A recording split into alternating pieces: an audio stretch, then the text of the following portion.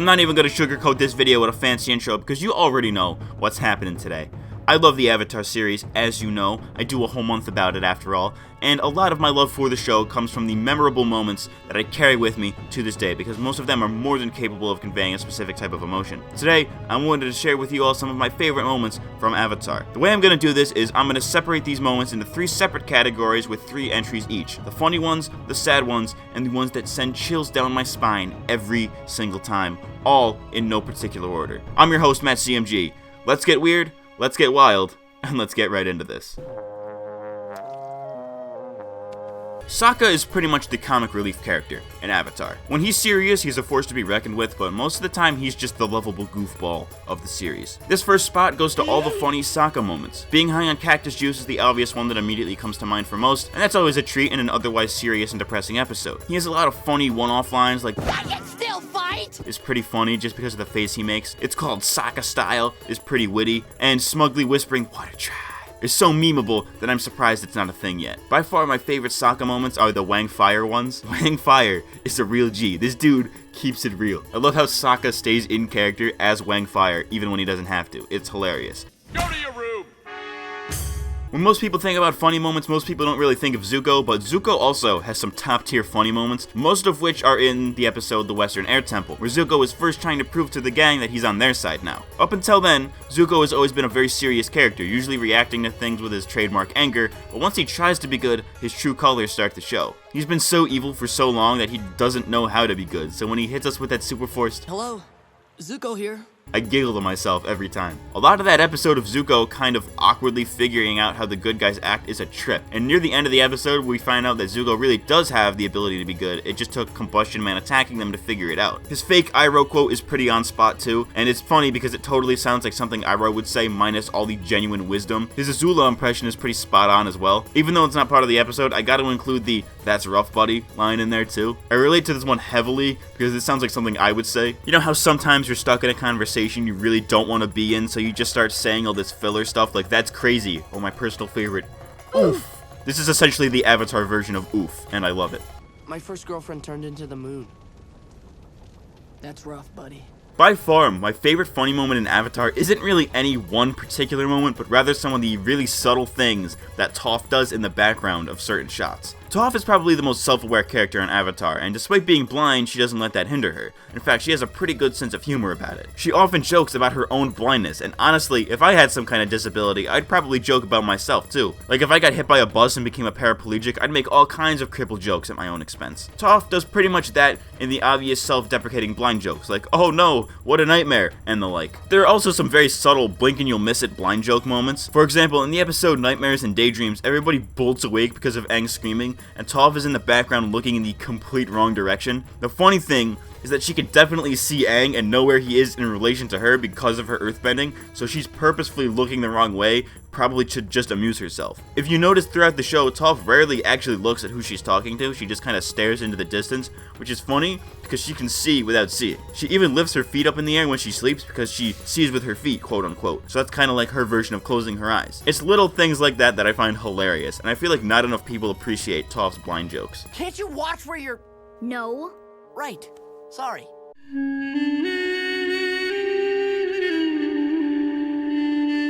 Kicking off our section for the sad moments, this one is actually going to be one of the only scenes from the finale that's in this video, but first, here's some context. While everyone else is doing their thing, Sokka, Toph, and Suki are trying to take down the Fire Lord's air fleet. 3 people, 66% non-bender against like 8 airships. Odds aren't looking too good. Even with Toph and the unorthodox metal bending on their side, the team still ends up in a corner. Suki gets separated from the group and Sokka has to lead Toph around because she can't see as well. They're on the edge, Sokka with a busted leg holding Toph by a thread. Sokka makes one last use of Boomerang and a space sword, but things still aren't looking too good. "I don't think Boomerang is coming back, Toph. It looks like this is the end." This line, combined with the music, Sokka's grunts of pain and struggle, and the tears in Toph's eyes knowing she can't see anything right now, makes me want to cry. That is quite the hopeless situation. Of course, Suki comes to the rescue almost immediately after, but I can't help but feel that they should have let this scene linger on for a little bit longer. Like perhaps cut to Iroh and the White Lotus for a minute, and then back to Sokka and Toph to really raise the tension. But other than that, this scene hits me pretty hard because of the hopelessness of the situation. They really thought it was the end, but they ended up really lucking out.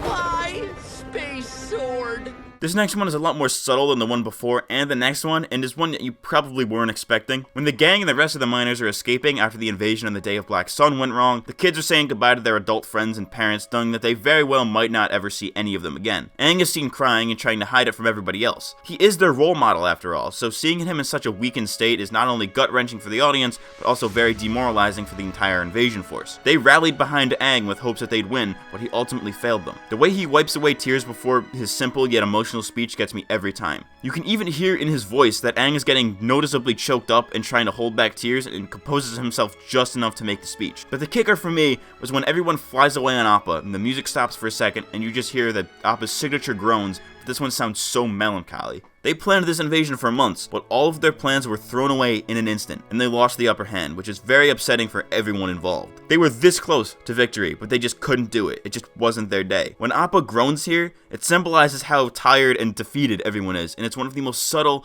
yet powerful moments in the entire series, in my opinion.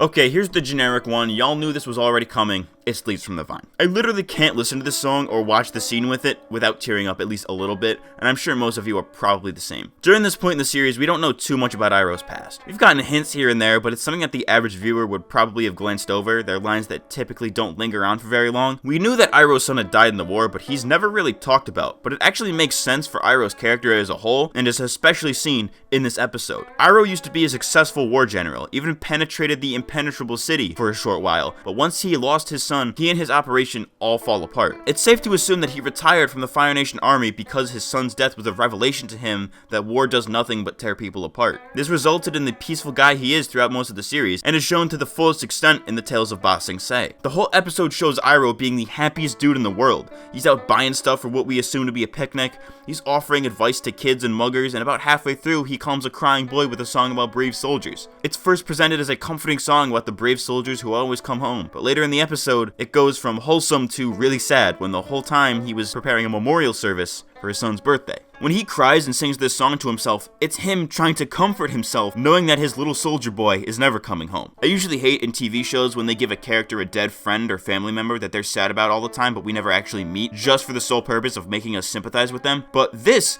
is that premise done correctly. We don't know Lu Ten, but we know what he meant to Iroh, and through context clues in future episodes, how he shaped him as a person. That's why this scene works so well and why it's so sad. It subverts the expectations you had throughout the story and does so effectively, which is why the song and the scene it's in are among the saddest in all of Avatar. Little soldier boy, come marching home. Brave soldier boy comes marching home. Of the three moments that send chills down my spine, two of them are Avatar states, and the first of which is Aang's anger-fueled Avatar state against the Sandbenders after finding out that they stole Appa. This was probably the darkest we've ever seen Aang get in the entire series. In this scene, he's the perfect blend of sad and angry that makes his anger seem way more deep-seated and makes this particular loss so much more personal to him. Aang getting angrier and angrier over the course of the episode was the perfect build-up for his breaking point in the final minutes of it, where he finally gives in to his anger and lashes out. The anger in his voice right before his arrows glow really shows how close he was to his breaking point. The music cue as the Avatar state triggers makes sure you know that Aang's not messing around, and then this line right here happens.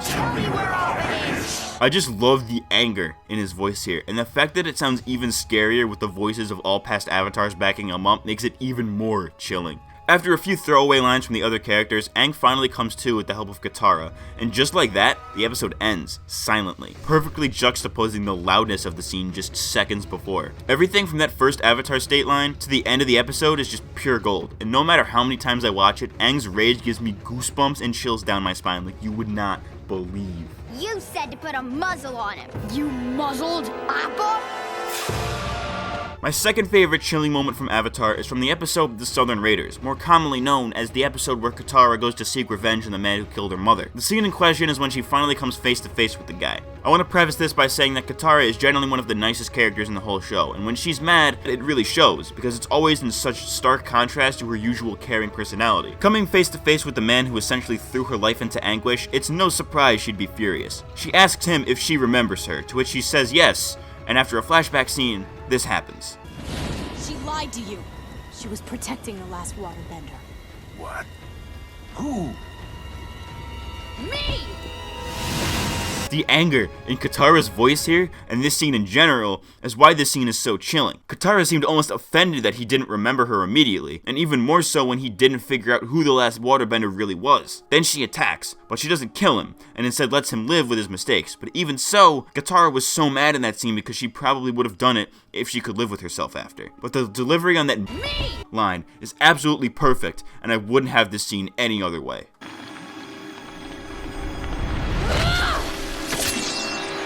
My favorite Avatar state scene by far is the one in the Season 1 finale during Siege of the North. At this point in the episode, it seems as though all is lost. The Moon Spirit's dead, Waterbenders can't bend, and the Firebenders are winning. They're all out of options. It's over. No, it's not over.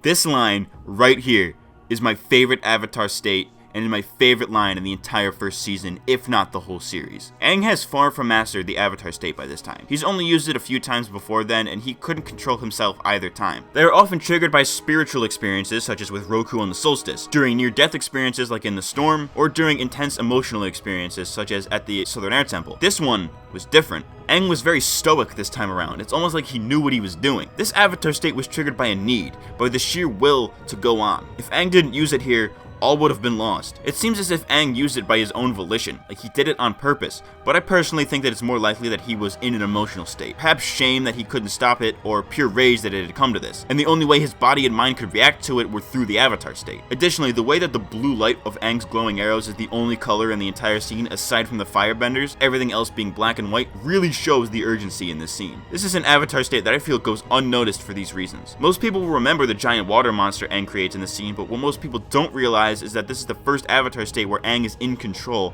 and not just wreaking havoc indiscriminately. Is it probably the ocean spirit helping him out? Probably, but it doesn't diminish the scene in my opinion, and it still gives me chills every single time. Those have been my favorite scenes from Avatar: The Last Airbender. If you agree or disagree with my personal choices, then please by all means leave yours in the comments down below. I'd love to know some of yours. I've been MattCMG. I'll see y'all next week. Thanks for watching.